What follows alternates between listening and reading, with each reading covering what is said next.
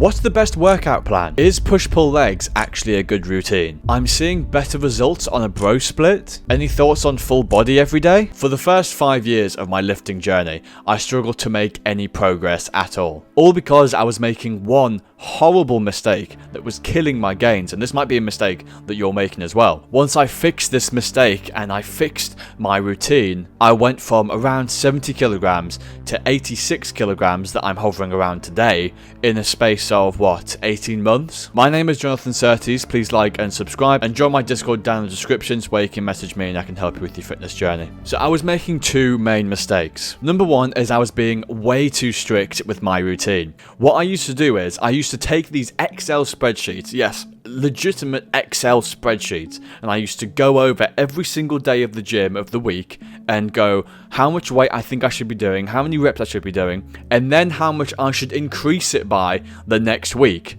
If you guys have been going to the gym for like a little while now, you will know just how stupid this idea is. But if you're new to the gym, you need to understand this concept that I'm going to tell you. This is stupid. You need to make sure that when you're going into the gym, you are still fluid. You are still doing what you enjoy. You are feeling how you perform in the gym and then performing to your best. For example, on this Excel spreadsheet thing, let's say it says do bench press for 50 kilograms for 10 reps, right? Let's say that's what it says. I would go into the gym and I would only do 50 kilograms for 10 reps. I could probably do way more.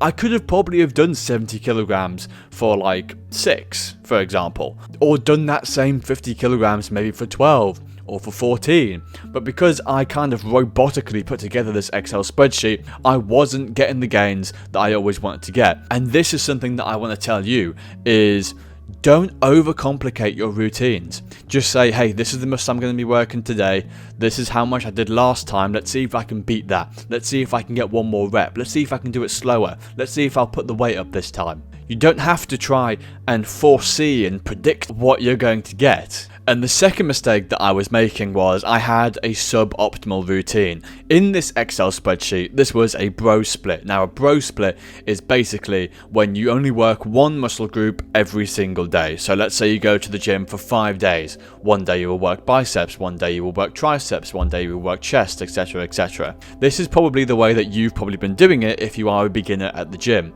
And if it's going to get you in the gym and if you enjoy that, then yes, fair enough. But if you are really looking for results, if you are really looking to bulk up your body and get more muscle, you will need to choose a more optimal routine. Now, there's a lot of them online that people are currently talking about. There's a lot of conversation on, oh, this one's better, oh, this one's better, well, Ronnie Coleman used to do this one and whatnot. Basically, I'm going to tell you the best one.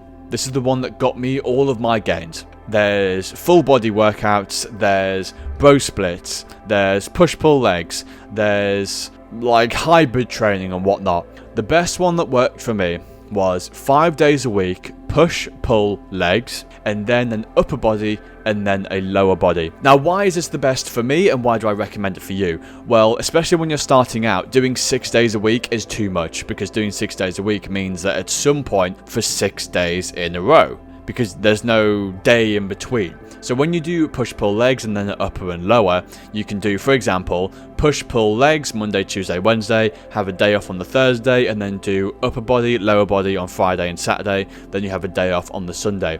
It gives you enough rest, but it also is an optimal workout for actually being able to stimulate your muscles twice a week, which will almost give you double the gains if you're resting correctly. And actually going back to what I was saying as well, you need to still be fluid with this workout. For example, if you have football training on the Wednesday, you might not want to do leg days on the football day, which is fair enough. So you could always do a legs push-pull, for example.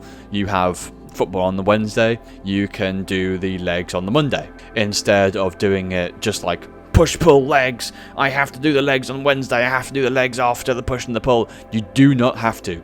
You can just formulate it for yourself, be fluid, find out what works best for you. This might take a little bit of time in the gym, but as long as you have a good kind of blueprint for it that I'm actually giving you right now, you will be able to get better gains than all the people who are starting out at the same time as you. Now, the last kind of mini mistake that I wanted to tell you is to make sure that you're doing exercises that you actually enjoy. There's a lot of conversation out there about what's the most optimal exercise, what is the exercise that will get you the most muscle in the shortest amount of time. And a lot of these I have personally tried and I didn't like them at all. For example, you know I don't know if you've heard about it, you know the lateral raise with the cable, for example. I used to do this in my old gym, and what used to happen was I used to try and do it for like 20 reps because that's what I thought was the best for the shoulders, and you have to span the side of the shoulders so you can look wide. Bro, I hated doing this exercise. I hated it. Do you know why? Because it took so long. It was just taking ages. Now I only do dumbbells and I've gotten like the widest shoulders that I've ever got.